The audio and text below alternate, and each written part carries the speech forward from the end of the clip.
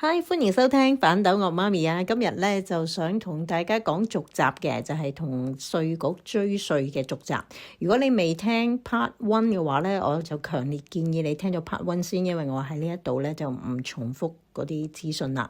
就總言之，上一集就講到咧喺3日前，我打電話去稅局，就話由於我上一年交多咗稅，但係咧又仲未收到退稅喎，所以我想打電話嚟跟進。而咧稅局嘅解釋就係話，因為我係有報 self assessment 嘅，即係自僱人士嗰個叫 self assessment 啦。咁但係我唔係因為自僱人士，係因為咧我就係銀行收到利息，咁所以我照報。不過就其實係可以唔報嘅，因為佢話基本上你嗰個利息收入唔係咁高嘅時候，唔需要交稅咧，就基本上可以唔需要 self assessment 嘅。咁但係 anyway 咧，就佢需要 close 咗我個 self assessment account 啦，佢先至可以咧喺電話度咧幫我係處理我個 refund 嘅。咁 anyway 咧喺3日前咧，我已經係請佢哋稅局嘅 advisor 咧幫我 close 咗個 self assessment 啦。咁而家3日後，我又打電話去跟進啦。咁有好消息俾大家喎嚇。咁講呢個好消息之前咧，我先講我同事嘅好消息先。咁由於我自己咁嘅經歷啦，咁我就問翻我同事。我同事咧其實就即係工作咗第3個年頭㗎啦。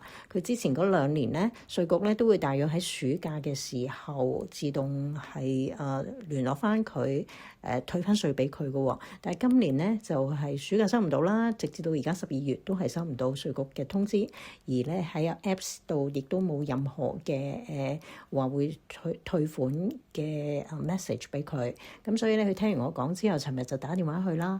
咁好開心啊，因為咧佢都成功退到稅啊嚇。因為佢就打電話去啦，然後就係根據我嘅指示就同個職員講啦，咁佢就要求翻譯嘅，而咧佢當時咧廣東話翻譯咧就安排唔到，咁但係普通話翻譯就安排到喎，咁所以大家如果真係喺語言上邊有少少困難嘅時候咧，可以要求翻譯嘅嚇，咁跟住佢就成功咗成個過程啦，佢等咗半個鐘頭人聽啦，然後咧就會係稅局安排幾張支票俾佢嘅，咁俾你揀嘅，你可以係一係好似我同事咁啦，佢唔想去俾個人嘅戶口資料，咁所以佢就寧願你寄張支票嚟佢屋企啦嚇。而我自己嘅選擇咧就係提供戶口資料，我諗住簡單啲快啲啩，希望嚇。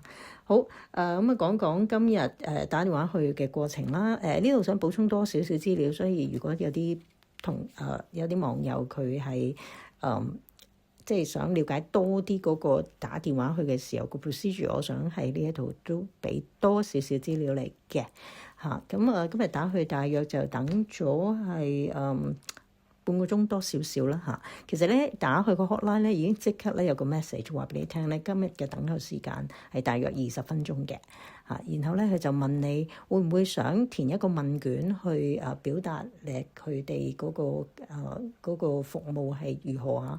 咁你可以答 yes or no 咧。如果你答 yes 嘅話咧，佢就問我想 send 條 link 俾你，係咪可以 send 翻去你嘅電話度啊？你而家呢個來電呢個顯示嘅 number。係啦，如果你都係願意去做問卷嘅，咁咪 yes 咯，唔願意就 say no 啦嚇，全部都係語音嘅嚇，用你把口去講出嚟 yes or no 嘅嚇。然後佢問你 reason for calling 嚇，即係點解你會 call 啊？當然佢之前都會講一下大仔講成翻幾2分鐘咧，話俾你聽。如果你嘅要求係 A，你應該點做？如果你嘅要求係 B，你應該點做？如果你問題係 C，又點做？講完一大輪。嘅目的係希望你快啲收線減輕因為好多嘢喺網上其實揾到，就唔需要打電話同佢 advisor 聯絡嘅嚇。咁佢可以eliminate 咗呢啲 call 咧，咁就變咗可以喺快啲可以接聽啲有需要嘅人嘅電話啦。但係 anyway 咧，佢就跟住講完一大輪咧，就會問你 reason for calling， 點解why you're calling 嚇，即係點解你打電話嚟啊嚇。咁然後你就要講啦 refund。好簡單啫，淨係 refund。咁佢嗰個錄音即係個 AI 就會話 about a refund，is that right？ 咁你就答 right 係啦。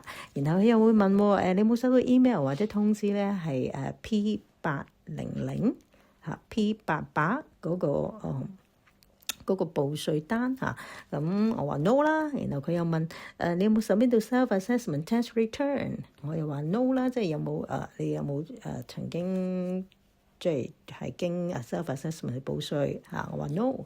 咁有冇收任何通知嘅 due for refund， 有冇收到通知係你係夠期去收退款㗎？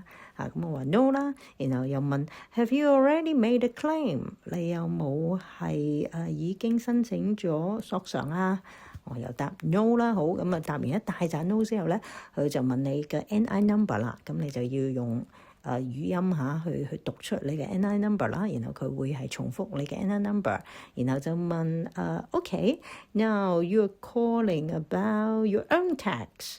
你係咪問你關於你自己個人嘅稅款啊、稅項啊？咁我話 yes 然後最後咧佢就因為我已經係登記咗個 voice password 嘅，然後咧佢就會叫如果你有 voice 即係用語音去用聲音去做 password 咧，佢就要你讀一句叫做 My voice is my password 你讀咗之後OK 咗啦。咁然後就繼續等，好咁最後咧，我今日好幸運啊，有一把咧好似鄭子誠咁溫柔嘅男人聲音啊，哇，好好聽嘅啲英文語氣咧，又非常之好，同埋好有禮貌嘅啦。今日真係中獎啊，有中獎嘅感覺。咁好好啊，我將我自己嘅情況解釋咗之後咧，佢就話原來咧喺前日啦即係我上一次打電話之後嘅嗰日咧，原來佢已經計好咗我個退稅咯喎。咁佢就問我想係支票定係想自動轉帳咧？如果自動轉帳，我需要提供我個戶口 number 啦。就會問埋你個戶口 number 係咪你本人㗎，定係聯名戶口啊？係你本人嘅，咁個地址係咪同稅局個地址，即係你稅局登記個地址係一樣，即係同你個住址係一樣啊？即係戶口地址同埋你個住址同埋稅局嗰個地址係咪一樣嚇？我話完全一樣係啦。咁有個小插曲咧，就係我唔知點解我提供第一間銀行戶口嘅資料，佢做咗2次都做唔到。咁後嚟我就轉去俾第2間銀行嘅資料啦咁又成功咗喎。咁所以如果大家都諗住好似我咁做自動轉帳嘅話咧，咁都請你預備定2間唔同銀行資料啦，即係免得好似我今次咁，我都唔知點解第一間銀行係唔成功嘅。好啦，咁最後就收線啦。佢就話大約5個 working day 就會係可以收到錢噶啦。咁大家祝我好運啦！希望5日之後我收到錢啦。萬一真係收唔到錢咧，可能我要再錄第3集，話俾你聽，我要再點追啦。但係希望我唔使錄第3集啦。多謝收聽，拜拜。